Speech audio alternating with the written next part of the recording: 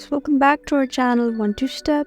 In this video, I'm going to be teaching you guys on how you can send Bitcoins in your Trust wallet. So guys, Bitcoin is a cryptocurrency and you can send it to anyone you want through your Trust wallet right here. So once you're in this home page, you'll see this send option along with receive, swap, and buy and sell. Since we're trying to send Bitcoins, just go ahead and tap on send. And now just select the token that you want to send. Since it's Bitcoin, just tap Bitcoin right here. And now type the recipient's address. The recipient address means the person that you want to send it to and the amount that you want them to send. And once you do that, just go ahead and tap on preview. Make sure that you enter a valid address, because if there's certain errors, then you won't be able to send it to them, or you would send it to a different person and that would be a problem for you. So guys, once you do that, you would successfully be able to send Bitcoins in Trust Wallet.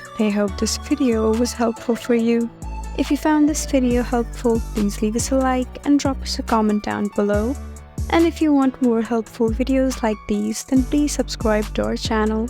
We'll see you again next time. Thank you for watching.